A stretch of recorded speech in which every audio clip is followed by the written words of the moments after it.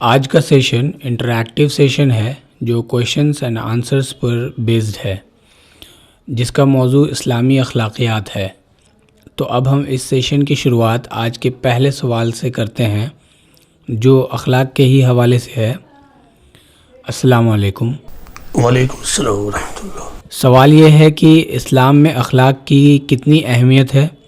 اسلام میں اس کا معاملہ رسمی ہے یا اس کے ساتھ سزا اور جزا بھی جڑے ہوئے ہیں؟ اور کیا اخلاق کے معاملے میں انسان خدا کے سامنے اکاؤنٹیبل یعنی جواب دہ ہے؟ بسم اللہ الرحمن الرحیم۔ دیکھیے، جب آپ قرآن و حدیث کی اسٹڈی کریں گے تو آپ کو یہ معلوم ہوگا کہ ایمان کے بعد اسلامی تعلیمات میں جس چیز کی سب سے زیادہ اہمیت ہے وہ اخلاق ہے۔ اللہ تعالیٰ ایمان کے بعد اپنے ماننے والوں سے، اسلام ایمان کے بعد اپنے فالوور سے جس چیز کا سب سے زیادہ مطالبہ کرتا ہے وہ ہے تزکیہ اخلاق، یعنی انسان اپنے اخلاق کا تزکیہ کرے، وہ اپنے معاملات کا تزکیہ کرے، یعنی اس کو پیوریفائی کرے، وہ زندگی اس طرح گزارے کہ وہ یہ جانے کہ کیا چیز خیر ہے اور کیا چیز شر ہے، کون سا عمل گڈ ہے اور کون سا عمل بیڈ ہے اور ایول ہے۔ تو یہ اسلام میں بنیادی تعلیمات میں شامل ہے۔ یہی نہیں بلکہ ایمان کے بعد جو سب سے اہم ترین مطالبہ ہے وہ اخلاقی کا ہے۔ لہٰذا جب آپ قرآن کو پڑھیں گے تو آپ یہ پائیں گے کہ ایمان کے بعد جس بات کا اللہ تعالیٰ ذکر کرتا وہ عمل صالح ہے۔ تو عمل صالحی کو ہم اخلاق یا اعلیٰ اخلاق سے تعبیر کرتے ہیں۔ مثال کے طور پر دیکھیے، قرآن میں ایک آیت ہے کہ وَمَن يَأْتِهِ مُؤْمِنًا قَدْ عَمِلَ الصَّالِحَاتِ فَأُولَٰئِكَ لَهُمُ الدَّرَجَاتُ الْعُلَىٰ جَنَّاتُ عَدْنٍ تَجْرِي مِن تَحْتِهَا الْأَنْهَارُ خَالِدِينَ فِيهَا وَذَلِكَ جَزَاءُ مَن تَزَكَّىٰ۔ یعنی اللہ تعالیٰ کہتے ہیں کہ جو شخص اپنے رب کے پاس مومن بن کر پہنچے گا، جس نے نیک عمل کیے ہوں، تو ایسے لوگوں کے لیے بہت اعلیٰ اور بڑے درجے ہیں، ان کے لیے ہمیشہ رہنے والے باغ ہیں، ایسے باغ جس کے نیچے سے نہریں جاری ہوں گی، اور ایسے مومن اس میں ہمیشہ رہیں گے۔ اللہ تعالیٰ کہتا وَذَلِكَ جَزَاءُ مَن تَزَكَّىٰ، that is the recompense for those who purify themselves، یعنی یہ ان لوگوں کا صلہ اور بدلہ ہوگا جنہوں نے اپنا تزکیہ کیا۔ اسی طرح قرآن میں دیکھیے ایک آیت ہے من عمل صالحا من ذکر او انثی وهو مؤمن فلنحینہ حیاتا طیبۃ ولنجزینہم اجرہم باحسن ما كانوا یعملون۔ یعنی جو شخص بھی، خواہ وہ مرد ہو یا عورت، بشرطے کہ اس نے ایمان لایا ہو، تو وہ اگر نیک عمل کرتا ہے، اچھا عمل کرتا ہے، تو اللہ اس کا بدلہ دے گا اور بہترین بدلہ دے گا۔ اور یہ کہ کوئی شخص جو کچھ کرتا ہے، اللہ تعالیٰ کہتے ہیں کہ تم جو کچھ کرتے ہو اللہ تعالیٰ اس سے پوری طرح باخبر ہے، اللہ جانتا ہے اس کو۔ تو آپ دیکھیں ان دونوں آیتوں میں اللہ تعالیٰ کیا کہتا ہے کہ ایمان کے بعد، یعنی خدا کے ریئلائزیشن کے بعد، ڈسکوری آف گاڈ کے بعد اور خدائی تعلیمات پر عمل کرنے کا کلیم کرنے کے بعد جو چیز اہم ہے وہ کیا؟ عمل صالح ہے۔ اور عمل صالحی کو ہم کیا کہتے ہیں؟ اعلیٰ اخلاق یا اخلاق کہتے ہیں۔ تو اللہ تعالیٰ کا وعدہ ہے کہ جو لوگ عمل صالح کریں، اعلیٰ اخلاقی روش اختیار کریں تو ان کا بدلہ ہے وہاں کل آخرت میں۔ تو اس سے معلوم ہوا کہ اخلاق اسلام میں ایمان کے درجے کی چیز ہے، یعنی ایمانیات میں شامل ہے۔ دوسری چیز یہ کہ اخلاق محض ایک رسمی چیز نہیں ہے کہ کوئی آدمی اس کو اختیار کرے یا نہ کرے، یعنی آدمی اپنی منمانی زندگی کرے، اپنے معاملات کو جیسے چاہے ڈیل کرے، نہیں، بلکہ اخلاق و معاملات کے ساتھ جزا اور سزا جڑے ہوئے ہیں۔ کل آخرت میں انسان صرف اپنے نماز، روزہ، زکوٰۃ اور حج ہی کے لیے اکاؤنٹیبل نہیں ہوگا، بلکہ ایک انسان دوسرے انسان کے ساتھ کس طرح کی روش اختیار کرتا ہے اس کے لیے بھی وہ اکاؤنٹیبل ہے۔ دیکھیے پیغمبر اسلام کا مشہور قول ہے، حدیث میں یہ بات آئی ہے کہ پیغمبر اسلام کہتے ہیں کہ انما بعثت لأتمم حسن الاخلاق، یعنی I was sent to perfect good character، یعنی میں اس لیے بھیجا گیا ہوں تاکہ اعلیٰ اخلاق کی تکمیل کروں، اعلیٰ اخلاق کو یا اخلاق کو پرفیکٹ بناؤں۔ اسی بات کو دوسرے حدیث میں اس طرح کہا گیا ہے کہ بعثت لأتمم صالح الاخلاق مکارم الاخلاق، یعنی حسن الاخلاق، صالح الاخلاق، مکارم الاخلاق، یعنی الگ الگ الفاظ میں ایک ہی بات کہ I was sent to perfect good character۔ مطلب یہ ہے کہ پیغمبر اسلام نبوت کا اور بعثت کا مقصد یہی بتا رہے ہیں کہ مجھے اسی لیے بھیجا گیا ہے، مجھے اسی لیے بھیجا گیا ہے کہ میں لوگوں کے اخلاق کو پرفیکٹ بناؤں۔ تو اسلام میں اخلاق محض رسمی چیز نہیں ہے، بلکہ اس کے ساتھ جزا اور سزا جڑے ہوئے ہیں۔ ایک انسان اپنی روش کے لیے کل آخرت میں ایک انسان کی روش دوسرے انسان کے ساتھ کیسی ہے، اس معاملے کے لیے وہ اللہ کے یہاں اکاؤنٹیبل ہوگا۔ جب آپ حدیث کے ذخیرے کو دیکھیں گے تو تفصیل کے ساتھ یہ باتیں ملیں گی، یعنی ابنڈنٹلی نیومرس احادیث کہ پیغمبر اسلام اسٹریس دے رہے ہیں بلکہ انسسٹ کر رہے ہیں کہ تم اعلیٰ اخلاق کا طریقہ اختیار کرو۔ مثال کے طور پر ایک مقام پر یہ بات آئی ہے کہ پیغمبر اسلام کہتے اسمحو یسمح لکم، یعنی تم درگزر کرو، تم لوگوں کے ساتھ درگزر کرو، اللہ تمہارے ساتھ درگزر کرے گا۔ اسی طرح ایک مشہور حدیث ہے کہ ارحم من فی الارض یرحمک من فی السماء، یعنی تم زمین والوں پر رحم کرو، سمپیتھی کرو، کمپیشن کے ساتھ رہو، بہترین روش اختیار کرو، تو اللہ تعالیٰ تمہارے اوپر مرسی کرے گا، رحم کرے گا۔ اسی طرح ایک حدیث ہے کہ حضرت ابو ہریرہ رضی اللہ عنہ کہتے ہیں کہ پیغمبر اسلام نے کہا کہ جو شخص کسی انسان کی، کسی مومن کی دنیا کی مصیبتوں میں سے کسی ایک مصیبت کو دور کر دے تو اللہ تعالیٰ آخرت میں اس کی مصیبت کو دور کر دے گا، ایک مصیبت کو دور کر دے گا۔ جو شخص کسی دوسرے انسان کے لیے آسانی پیدا کرے گا اللہ تعالیٰ دنیا اور آخرت میں اس کے لیے آسانی پیدا کرے گا۔ جو شخص دوسروں کی پردہ پوشی کرے گا، یعنی اس کے عیوب کو، اس کی غلطیوں کو چھپائے گا، تو اللہ تعالیٰ دنیا اور آخرت میں اس کی پردہ پوشی کرے گا۔ اور یہ کہ اللہ تعالیٰ بندوں کی مدد پر رہتا ہے اس وقت تک جب تک کہ بندے دوسرے انسان کے ساتھ مدد کا طریقہ اختیار کرتے ہیں۔ پھر حدیث میں ہے کہ جو شخص دوسرے پر رحم نہ کرے اللہ تعالیٰ اس پر رحم نہیں کرے گا، جو شخص دوسرے پر مہربانی نہ کرے اللہ تعالیٰ اس پر مہربانی نہیں کرے گا۔ قرآن اور حدیث پیغمبر اسلام کی زندگی ہمیں یہ بتاتی ہے کہ اسلام میں اخلاق کی بہت زیادہ اہمیت ہے، بلکہ انسان کی نجات اعلیٰ اخلاق پر ٹکی ہوئی ہے۔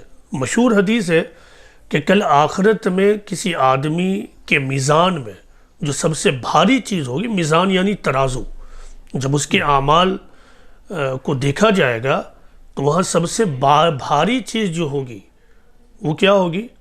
وہ اس کا اخلاق ہوگا۔ تو اس سے آپ اندازہ لگا سکتے ہیں کہ اسلام میں اخلاق کی کتنی زیادہ اہمیت ہے اور اس کی نوعیت کیا ہے۔ ٹھیک ہے، اب دوسرا سوال لیتے ہیں۔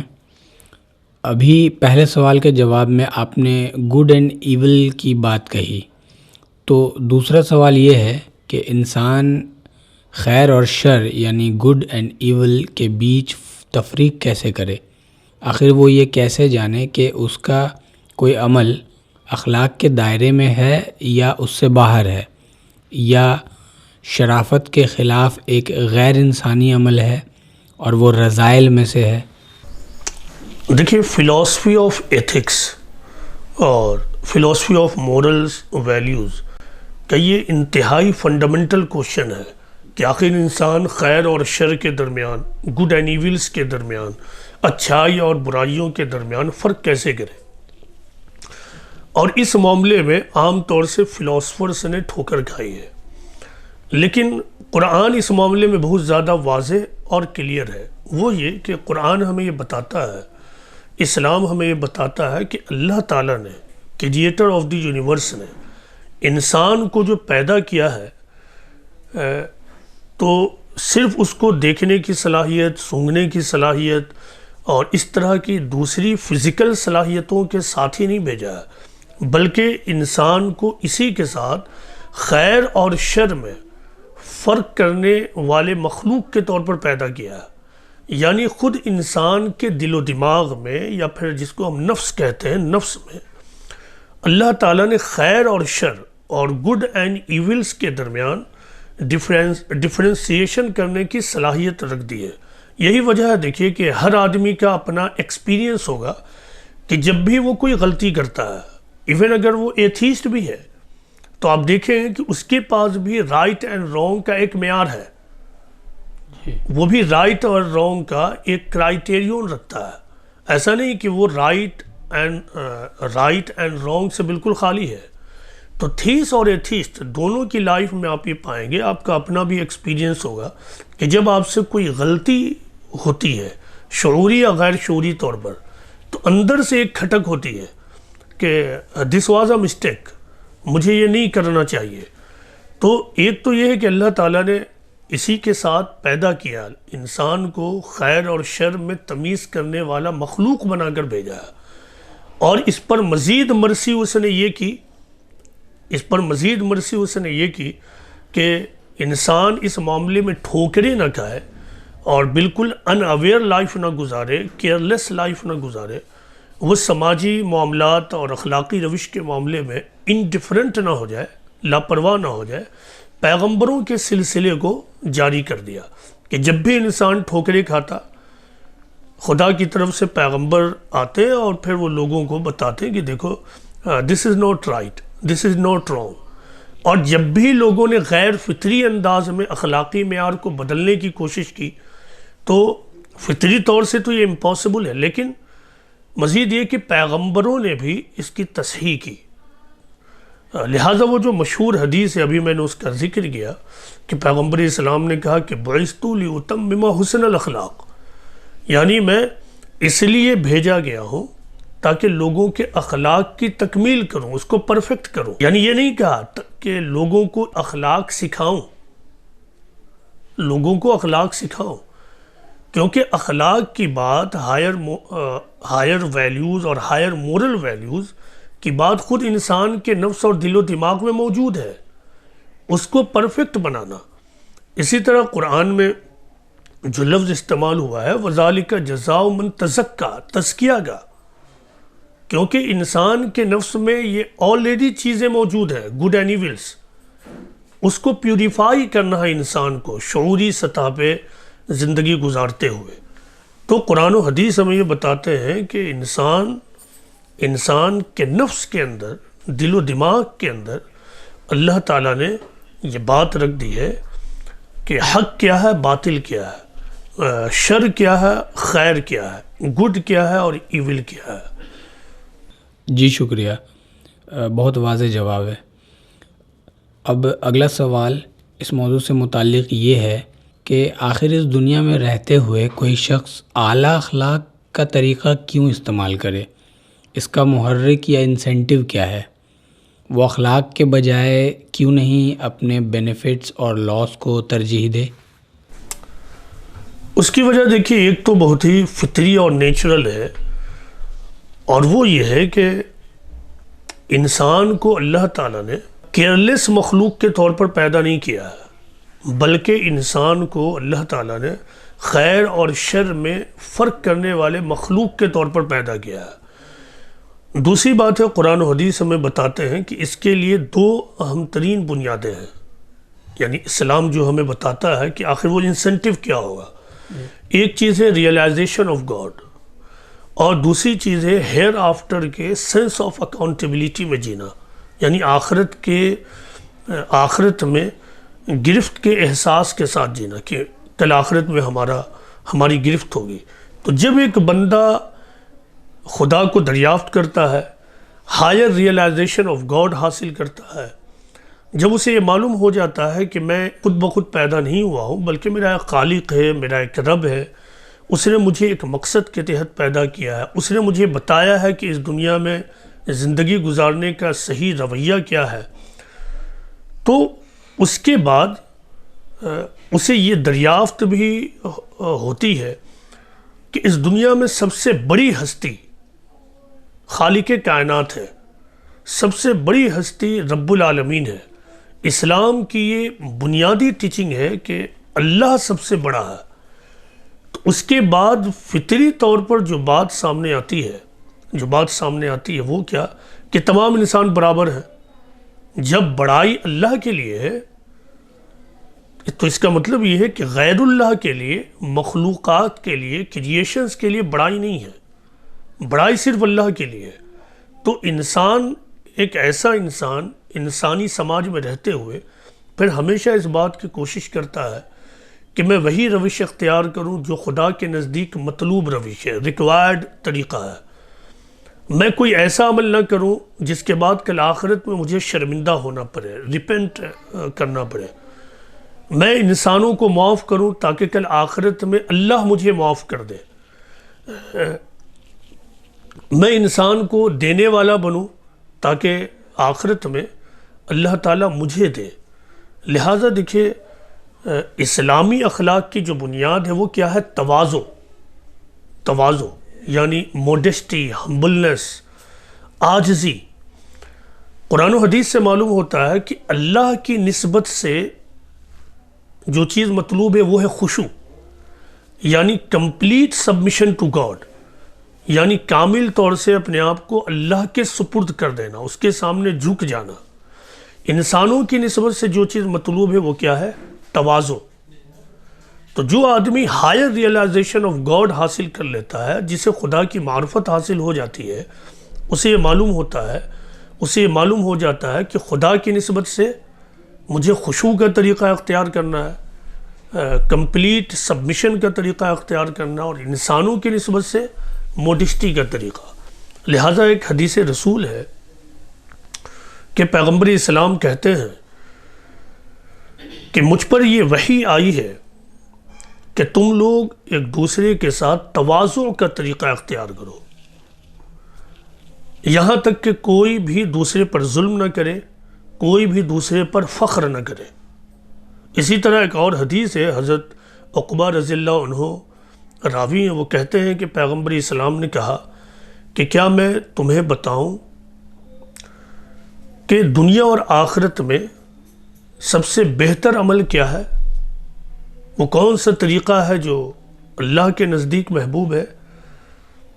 تو پیغمبر اسلام نے کہا کہ جو تم پر ظلم کرے تم اس پر ظلم نہ کرو، جو تم کو محروم رکھے یعنی تمہارے حق کو مار لے تم اس کو دو، جو تم سے کٹے تم اس سے جڑو۔ تو جب ایک آدمی ہائر ریئلائزیشن آف گاڈ حاصل کرتا ہے تو اس کے اندر اسٹرانگ سینس آف اکاؤنٹیبلٹی پیدا ہو جاتی ہے، وہ آخرت کے احساس سے جواب دہی سے بھر جاتا ہے۔ تو جو آدمی بھی سچے طور سے اسلام کو اختیار کرے گا وہ انتہائی موڈسٹ ہو جاتا ہے، انسانی سماج میں رہتے ہوئے وہ تواضع کا طریقہ اختیار کرتا ہے، نہ کہ فخر اور گھمنڈ اور کبر کا طریقہ۔ تو یہ ہے اسلام میں اخلاقی روش اختیار کرنے کا انسینٹیو اور محرک، کہ کل آخرت میں ہم اس کے لیے جواب دہ ہیں۔ یعنی میرا ہر اخلاق ایک نتیجہ رکھتا ہے، وہ بے نتیجہ نہیں ہے۔ اگر میں برا طریقہ اختیار کروں گا، لوگوں کے ساتھ غلط روش اختیار کروں گا تو اس کا ایک انجام ہے، یہ انجام سے خالی نہیں ہوگا، مجھے کل آخرت میں اس کے لیے جواب دہ ہونا ہوگا۔ اور میں اچھا طریقہ اختیار کرتا ہوں، لوگوں کے ساتھ انصاف کا طریقہ اختیار کرتا ہوں، لوگوں کے درمیان دینے والا بن کر رہتا ہوں، تو اس کا بھی ایک بدلہ ہے، بہترین بدلہ ہے. کل اللہ تعالیٰ مجھے جنت میں داخل کرے گا اور جنت میں اعلیٰ مقام دے گا. تو یہ انسینٹیو ہے اسلام میں اخلاق کا. جی ٹھیک ہے. اگلا سوال یہ ہے کہ اسلام میں اعلیٰ اخلاق کی اتنی زیادہ اہمیت کیوں ہے؟ دیکھیے اس کی اہم ترین وجہ یہ ہے کہ انسان کو خالق کائنات نے جو پیدا کیا ہے وہ محض ایک حیوان کے طور پر پیدا نہیں کیا ہے. انسان کی جو زندگی ہے اس دنیا میں وہ فری لائف نہیں ہے اکارڈنگ ٹو دا اسلام.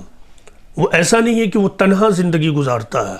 ایک تو یہ کہ وہ تنہا نہیں ہے، وہ ایک سوشل لائف گزارتا ہے. دوسری بات یہ ہے کہ یہاں اس دنیا میں انسان کی تخلیق ایک مقصد کے تحت ہے. تو اگر انسان اعلیٰ اخلاق کا طریقہ اختیار نہ کرے، گڈ کیریکٹر نہ اختیار کرے، تو پھر کیا ہوگا؟ سماج میں انتشار ہوگا، لوگ ایک دوسرے پر ٹرسٹ نہیں کریں گے. ایسا سماج اور ایسی سوسائٹی جس سوسائٹی اور سماج میں اعلیٰ اخلاق والے لوگ نہ ہوں، ہائر مورالیٹی کو اختیار کرنے والے انڈیویجول نہ ہو، تو ایسی سوسائٹی تو ایک برباد سوسائٹی ہے. ایسی سوسائٹی ایک آخری درجے میں تباہ سوسائٹی ہے. تو جو اہمیت، اس کو ایک مثال سے سمجھیے کہ جو اہمیت مٹیریلسٹک ورلڈ میں ہمارے چاروں طرف سائنس کی زبان میں پدارتھ اور مادہ کی ہے، میٹر کی ہے، وہی حیثیت ہیومن سوسائٹی میں انسانی اخلاق اور اخلاقی روش کی ہے. دیکھیں ہم نے یہ جو مٹیریلسٹک ورلڈ بنایا ہے، یہ جو چاروں طرف ایک ڈیولپڈ ورلڈ بنایا ہے، یہ یوں ہی نہیں بنا. یہ دنیا دراصل میٹرز کی پراپرٹی کی بنیاد پر بنا.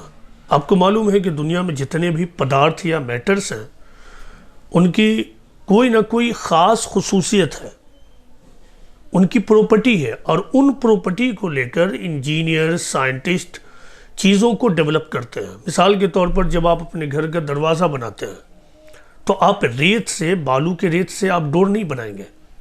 جب آپ محل تیار کرتے ہیں، بلڈنگ تیار کرتے ہیں، تو بالو کے ریت سے بلڈنگ تیار نہیں کریں گے. جب ایک انجینئر پل بنائے گا تو وہ بالو کے ریت سے یا محض سیمنٹ سے نہیں بنائے گا، بلکہ اس کے لیے ٹھوس مٹیریل استعمال کرے گا.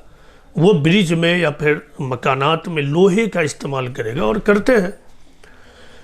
تو اللہ تعالیٰ نے ورلڈ آف میٹرز میں، یعنی جو پدارتھوں کی دنیا ہے، مادہ کی دنیا ہے، وہاں ایک مثال قائم کی. وہ کیا کہ ہر پدارتھ کے اندر ایک پریڈکٹیبل کیریکٹر ہے، ایک پریڈکٹیبل پراپرٹی ہے، یعنی قابل پیشن گوئی پراپرٹی. ہم پہلے ہی سے جانتے ہیں کہ لوہا ایک اسٹرانگ پراپرٹی رکھتا ہے. اس کے مقابلے میں جو دوسری اشیاء ہیں، چیزیں ہیں، ان کے اندر لوہے جیسی اسٹرانگنس نہیں ہے، وہ اتنا زیادہ اسٹرانگ نہیں ہے، ہمیں پہلے سے معلوم ہے.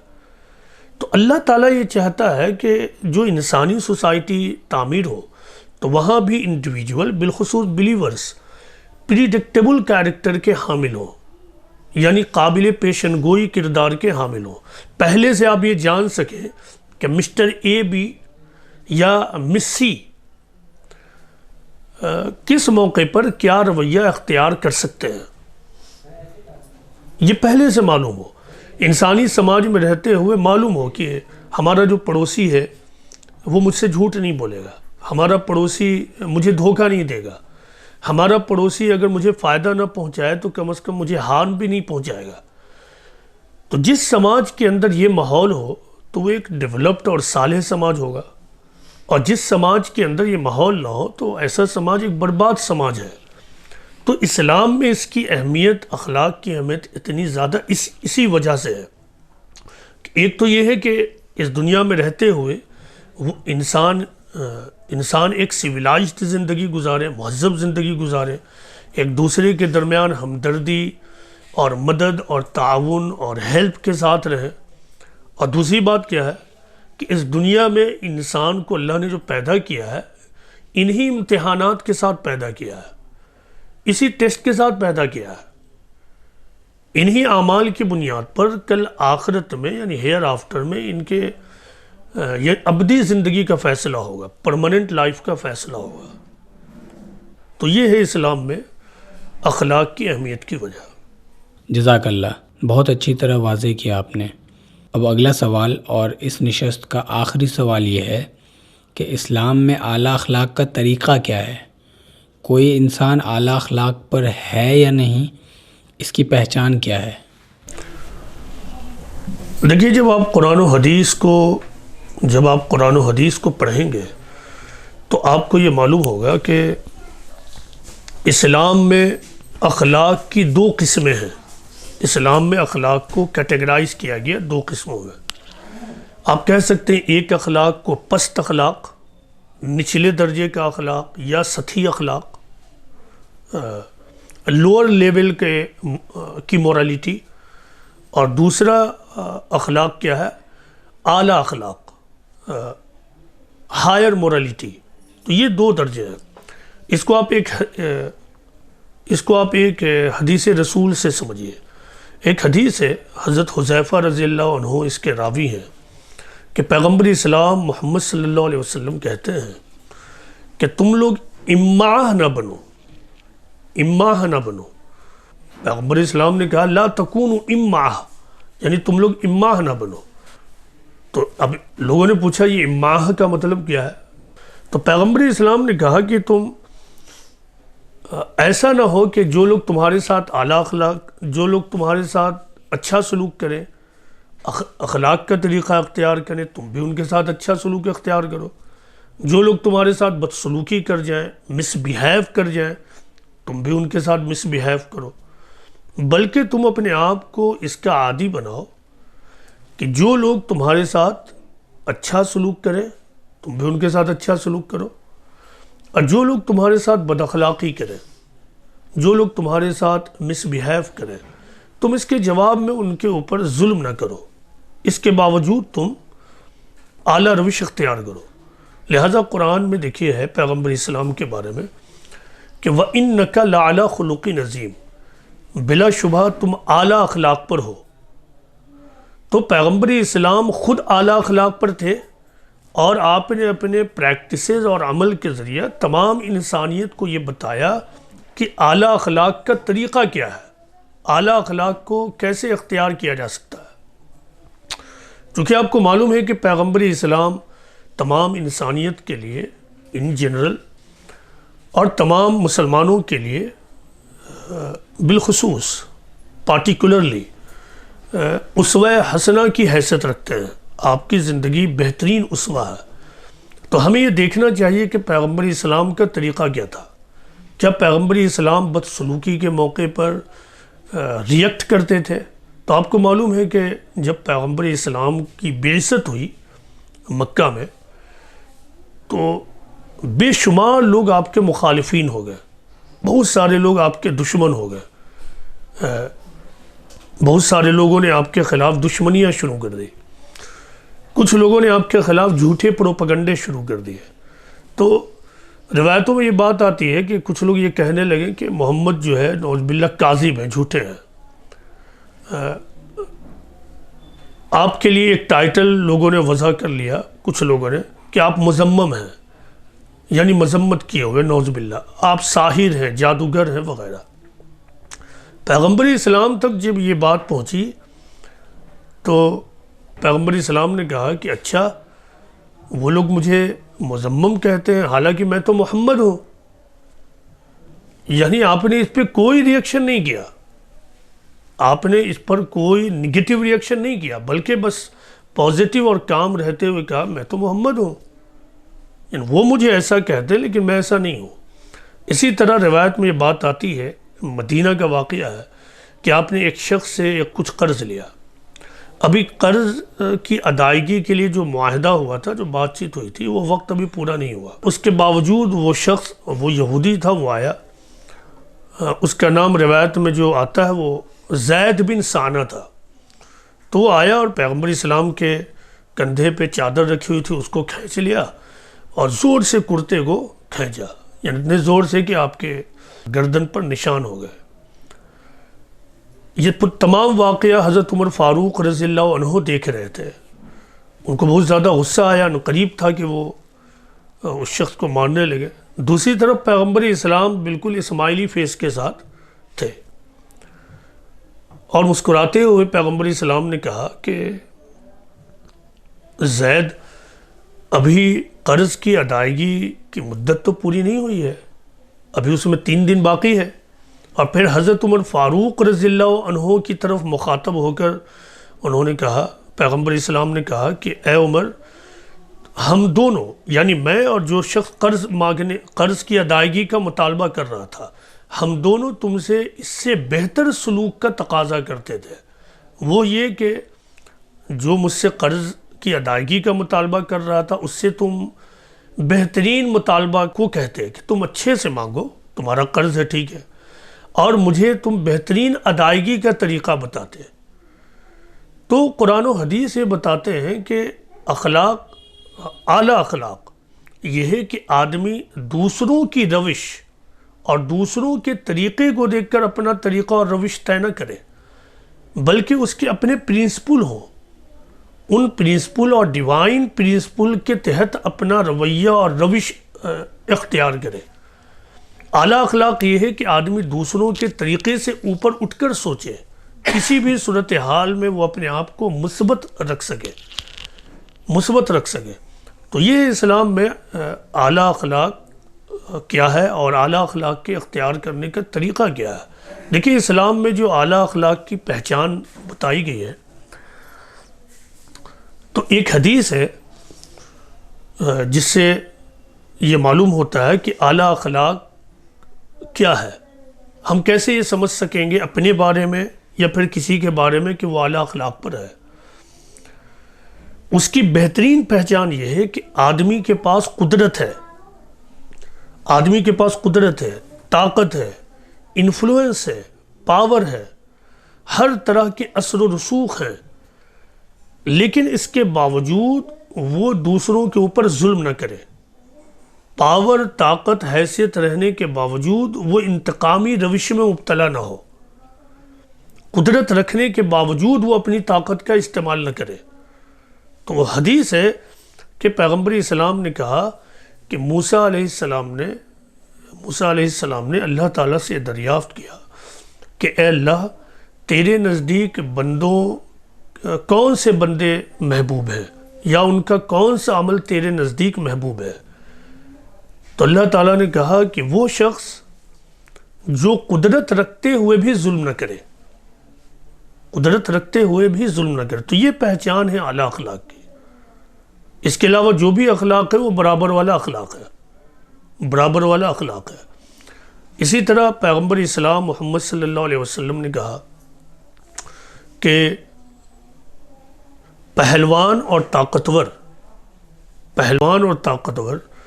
وہ نہیں ہے جو جنگ کے میدان میں یا میدان میں کسی کو پچھاڑ دے، بلکہ پہلوان وہ ہے کہ جب اس کو غصہ آئے تو وہ اپنے اوپر قابو پا لے، یہ پہلوان ہے۔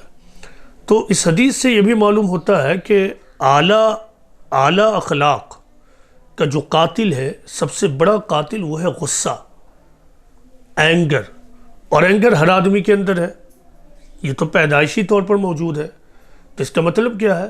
اس کا مطلب یہ ہے کہ اینگر کی صورتحال پیدا ہو تب بھی آدمی اپنے اینگر کو اور غصے کو کنٹرول کرے۔ حدیث رسول ہے کہ ایک شخص پیغمبر اسلام محمد صلی اللہ علیہ وسلم کے پاس آیا اور اس نے کہا کہ اے اللہ کے رسول، مجھے کوئی نصیحت کیجیے، اور وہ نصیحت ایسی ہو کہ مجھے یاد رہ جائے۔ تو پیغمبر اسلام نے کہا کہ لا تغضب، یعنی don't be angry, don't be angry, یعنی غصہ مت کرو۔ اس شخص نے دوبارہ پوچھا کہ کوئی اور نصیحت کیجیے۔ آپ نے کہا لا تغضب، ڈونٹ بی اینگری۔ اس نے پھر پوچھا، پیغمبر اسلام نے تیسری مرتبہ بھی کہا کہ ڈونٹ بی اینگری، غصہ مت کرو۔ تو یہ ہے نصیحت رسول صلی اللہ علیہ وسلم کہ غصہ تو آئے گا، غصہ نہ کرنے کا مطلب یہ ہے، اور پیغمبر اسلام کا بار بار یہ کہنا کہ غصہ نہ کرو، اس کا مطلب یہ نہیں کہ غصہ کا ماحول پیدا نہیں ہوگا. اس کا مطلب یہ ہے کہ ایسا کبھی نہیں ہوگا کہ غصہ کا ماحول پیدا نہ ہو. ایسا کبھی نہیں ہوگا کہ آپ کے چاروں طرف ہمیشہ پرسکون، پیسفل اور فیوریبل سچویشن قائم ہو جائے، کہ آپ کو کبھی غصہ ہی نہ آئے، ہمیشہ آپ سکون سے رہیے، نارمل مینٹلیٹی کے ساتھ رہیے. ایسا نہیں ہوگا. بار بار پرووکیشن ہوگا، ایگریسو صورتحال پیدا ہوگی. اس وقت غصہ نہیں کرنا ہے، اپنے غصے کو ضبط رکھنا ہے. حدیث میں بتایا گیا کہ جب غصہ آئے تو تم چپ ہو جاؤ، بیٹھ جاؤ، پانی پی لو. تو یہ ہے اسلام میں اعلیٰ اخلاق کیا ہے، اعلیٰ اخلاق طریقہ اختیار، اعلیٰ اخلاق کو اختیار کرنے کا طریقہ کیا ہے، اور وہ پہچان کیا ہے کہ آدمی اعلیٰ اخلاق پر ہے. یہ ہمارے سماج میں لوگ اعلیٰ اخلاق پر ہیں. آپ نے بڑی وضاحت کے ساتھ سارے سوالوں کے جواب دیے، اس کے لیے بہت شکریہ. اور آج کا یہ سیشن یہیں پہ ختم ہوتا ہے. جزاک اللہ.